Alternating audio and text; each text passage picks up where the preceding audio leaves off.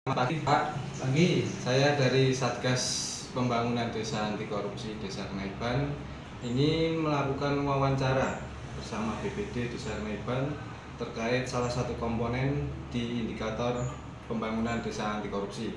Salah satunya di penguatan tata laksana terkait minimal terdapat anggota BPD yang memahami mekanisme perencanaan hingga pertanggungjawaban APBDes. Tapi sebelumnya boleh berkenalan terlebih dahulu Pak dengan Bapak siapa? Saya anggota BPD Pak Marno. Ya, monggo kalau mau dijawab sekarang silakan. Baik, terima kasih untuk mekanik perencanaan sampai pertanggungjawaban APBDes itu kita mulai yang pertama itu untuk perencanaan ya. Dalam perencanaan itu terlebih dahulu kita mengadakan yaitu penyusunan RKPDes ya. Dalam penyusunan RKPDes itu kita mengacu pada RPJMDes. Jadi kita perlu melihat dulu RPJMDes-nya, jadi untuk bahan nanti menyusun RKPDes. Kemudian setelah itu kita musyawarahkan yaitu untuk musrembang-desnya ya. Kita musrembang-des kita laksanakan. Setelah itu kita menyusun yaitu rancangan APBDes. Dalam penyusunan rancangan APBDes itu kita bentuk dulu yaitu tim penyusun ya. Setelah tim penyusun itu sudah terbentuk, kemudian baru kita menyusun RAPBDes-nya ya. Dalam penyusunan RAPBDes kita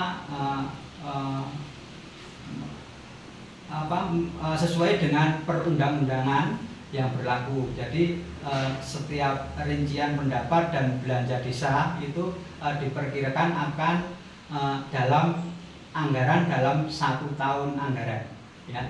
Setelah penyusunan kemudian kita adakan yaitu pembahasan RAPBDes dengan BPD. Jadi kita bahas bersama BPD. Setelah itu baru kita untuk penetapan APBDes. Dalam penetapan APBDes itu kita juga perlu menetapkan des ya. Setelah penetapan perdes APBDes, kemudian kita sosialisasikan perdes APBDes itu ya. Kita sosialisasikan kepada masyarakat desa agar semua pihak mengetahui dan memahami isi dari APBDes ya itu. Setelah itu baru kita pelaksanaan APBDes ya. Dalam pelaksanaan APBDes itu kita menata usahaan keuangan desa ya. Berdasarkan bendahara itu melakukan penatausahaan keuangan desa termasuk penerimaan dan pengeluaran dana desa. Setelah itu baru kita menyalurkan dana ya. Setelah penyaluran dana kemudian pastinya ada pengelolaan barang milik desa.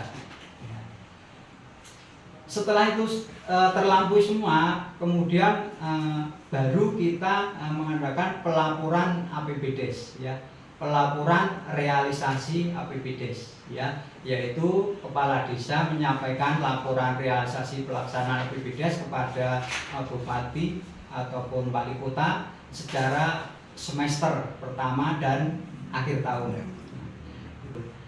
Setelah pelaporan yang terakhir yaitu laporan pertanggungjawaban. Nah, laporan pertanggungjawaban pelaksanaan APBDes disampaikan kepada BPD dan musyawarah desa.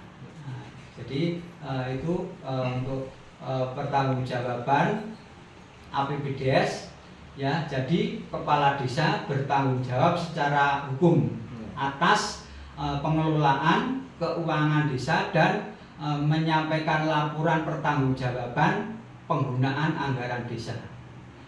Setelah pertanggungjawaban pastinya ada evaluasi dan pengawasan. Nah, dalam APBDes diawasi oleh BPD dan masyarakat desa. Ya, evaluasi dilakukan untuk menilai efektivitas pelaksanaan program dan kegiatan desa. Saya itu. Ya, jawabannya luar biasa, sangat lengkap sekali. Terima kasih, saya dari Satgas Desa Anti Korupsi mengucapkan terima kasih banyak atas waktunya dari Bapak. Ya.